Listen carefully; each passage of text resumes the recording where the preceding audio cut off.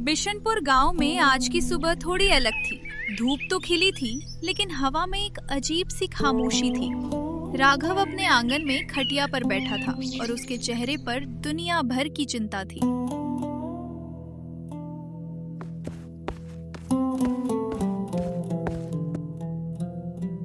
अरे कब तक उदास बैठे रहोगे?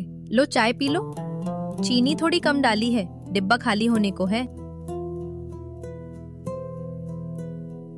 चीनी की चिंता छोड़ सुमित्रा, मुझे तो आज आने वाले मेहमानों की चिंता खाए जा रही है। वो चौधरी, सुना है नाक पर मक्खी नहीं बैठने देता, और अगर उसने खेत देखने की जिद कर ली तो क्या मुंह दिखाऊंगा। तुम भी ना बिना बात के पहाड़ बना लेते हो। खेत खेत है, कोई ताजमहल थोड़ी है जो चमकता ही रहे। फसल खड़ी तो है ना। हाँ खड़ी है, पर कैसी? घुटनों तक। पड़ोस के दीनदयाल का खेत देखा है? उसकी फसल मेरी छाती तक आ गई है। हवा चलती है तो उसकी फसल ऐसे झूमती है जैसे बारात नाच रही हो, और हमारी फसल ऐसी लगती है जैसे कुपोषण की शिकार हो गई हो। सब तुम्हारी लाडली गुड्डी की करतूत है। बाबूजी, आप फिर शुरू हो गए। मैंने 100 बार कहा है, वो वैज्ञानिक बीज है। कद छोटा है तो क्या हुआ, जड़ें मजबूत है उसकी। वैज्ञानिक साहिबा, अब चौधरी साहब को मैं क्या बोलूं कि मेरी बेटी वैज्ञानिक है, इसलिए हमने बौना गेहूं उगाया है। वो देहाती आदमी है बेटी, उसे सिर्फ दिखावा समझ आता है। जो दिखता है वो बिकता है, और आज मेरा खेत बिकाऊ नहीं लग रहा। अब कहाँ चल दिए? जा रहा हूं खेत पर, दीनदयाल को देखना है। सुना है नया पंप लाया है। जले पर नमक छिड़कने का मजा ही कुछ और है।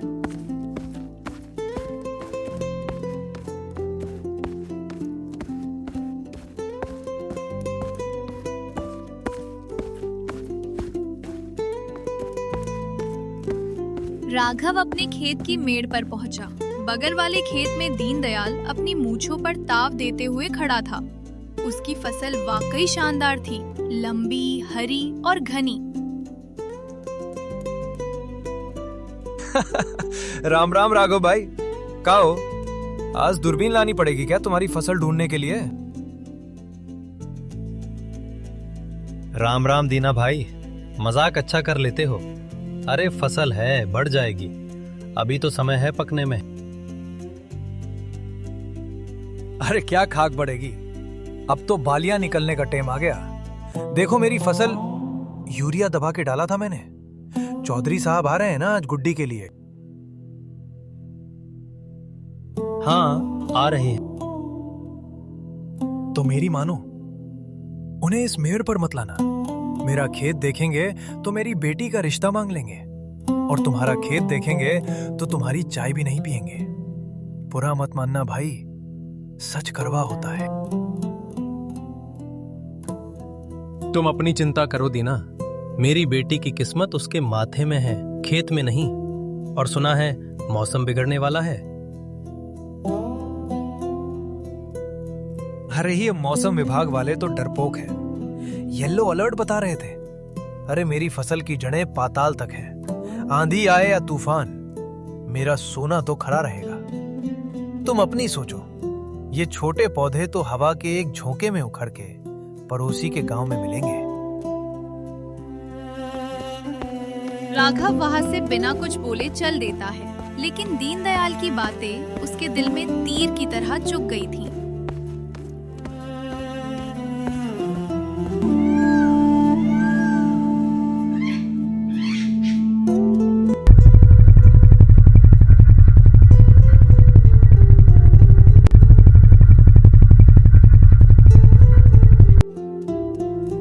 मेहमान आ चुके थे। चौधरी एक भारी भरकम आदमी था, जिसकी आंखों में लालच नहीं लेकिन कठोर व्यावहारिकता थी। साथ में बिचौलिया पंडित जी थे, जो माहौल को हल्का करने की नाकाम कोशिश कर रहे थे। अरे राघव, क्या बढ़िया चाय पिलाई है। और बताओ, इस बार तो सुना है गांव में बम्पर पैदावार है। पैदावार तो खेत देखकर पता चलती है पंडित जी, बातों से नहीं। राघव भाई, लड़का सरकारी बाबू बनने वाला है। रिश्ते सैकड़ों आ रहे हैं। हमने तुम्हारा घर इसलिए चुना क्योंकि सुना था तुम मेहनती किसान हो। जी चौधरी साहब, मेहनत में कोई कमी नहीं है। आप नाश्ता कीजिए। नाश्ता तो कर लेंगे, पर मुझे सीधी बात पसंद है। गुड्डी संस्कारी है, ठीक है, लेकिन गृहस्थी हवा से नहीं चलती। अगर फसल अच्छी नहीं तो कल को मुसीबत पड़ने पर तुम क्या मदद करोगे हमारी? भाई साहब, भगवान की दया से गोदाम भर जाएगा, आप चिंता न करें। भगवान तो तब देता है जब किसान के हाथ में दम हो। मैंने आते वक्त सड़क से देखा, तुम्हारा खेत वो पीपल के पेड़ के पास है ना? जी वही। तो फिर मुझे अफसोस के साथ कहना पड़ रहा है राघव, वो तो खेत कम और क्रिकेट का मैदान ज्यादा लग रहा है। घास जैसी फसल है। दीनदयाल की फसल देखी है? उसे कहते हैं खेती। मुझे लगता है मेरा यहाँ आना ही गलत हो गया।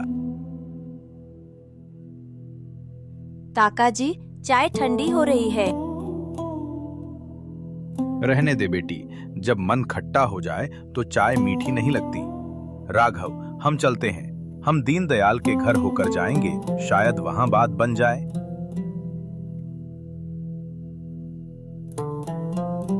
जैसे ही चौधरी अपनी चप्पल पहनकर आंगन में खड़े हुए, अचानक एक तेज हवा का झोंका आया। इतना तेज कि आंगन में टंगा हुआ कैलेंडर उड़कर दूर जा गिरा। अरे राम, ये क्या? अभी तो धूप थी।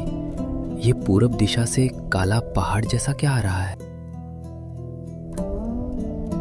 तूफान, सुमित्रा, जल्दी से कपड़े उतार तार से।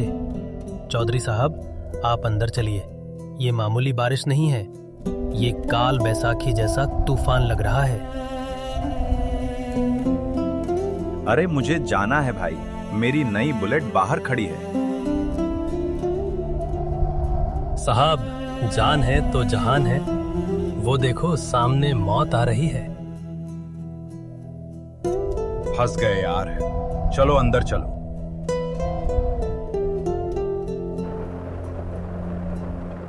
अब सब लोग घर के अंदर बंद थे। बाहर ऐसा लग रहा था मानो कोई राक्षस दीवारों को धक्का दे रहा हो। खिड़कियां खड़खड़ा रही थी। टीन का शेड फड़फड़ा रहा था। बचाओ! अरे कोई तो बचाओ! मेरा छप्पर उड़ गया। हे भगवान, इतनी तेज हवा, पेड़ जड़ से हिल रहे हैं। सुमित्रा, अगर हवा और तेज हुई तो हमारी फसल। तुम्हारी फसल का तो पता नहीं राघव, लेकिन उस दीनदयाल की लंबी फसल का तो आज भगवान ही मालिक है। इतनी तेज हवा में लंबा पौधा टिक ही नहीं सकता। क्या मतलब? अरे भाई, तजुर्बा है मुझे। जब पेड़ ज्यादा तनकर खड़ा होता है तो आंधी उसे ही सबसे पहले तोड़ती है। घास कभी नहीं टूटती क्योंकि वो झुकना जानती है। लेकिन तुम्हारी फसल तो वैसे ही कमजोर है, वो तो शायद जड़ से ही निकल जाए। हे छठी मैया, रक्षा करना, बिटिया की शादी का सवाल है। माँ, तुम रो क्यों रही हो? कुछ नहीं होगा, मेरा विश्वास कर। तू चुप कर गुड्डी। आज तेरे विश्वास और विज्ञान ने ही हमें यहाँ पहुँचाया है। अगर मैंने दीना की तरह देसी बीज बोया होता तो कम से कम दिल को तसल्ली तो रहती। राम राम राम। घोर कलयुग है भाई। लगता है प्रलय आ गई है। सब खत्म। अब तो मैं चौधरी साहब को चाय क्या, पानी पिलाने लायक भी नहीं बचा। कर्ज सर पे है, फसल खेत में मर गई होगी। अब जहर खाने के सिवा कोई रास्ता नहीं। बाबूजी, किसान होकर कुदरत से इतना डरते हो? तूफान थमने तो दीजिए।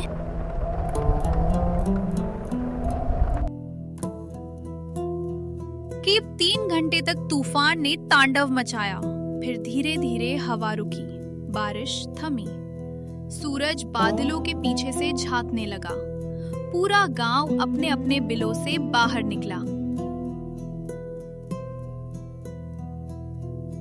चलो चौधरी साहब, देख लो मेरी बर्बादी का तमाशा।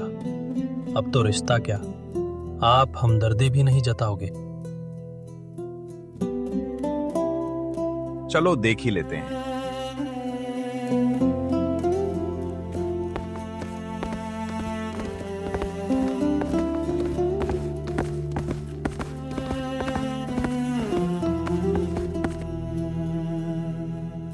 वो लोग खेत पर पहुंचे।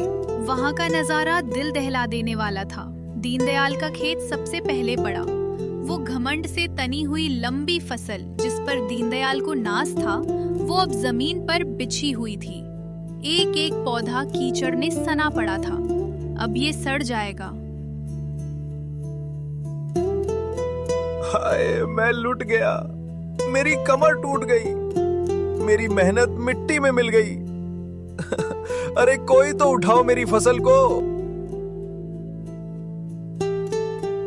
हे भगवान, दीना का ये हाल है तो मेरा क्या होगा?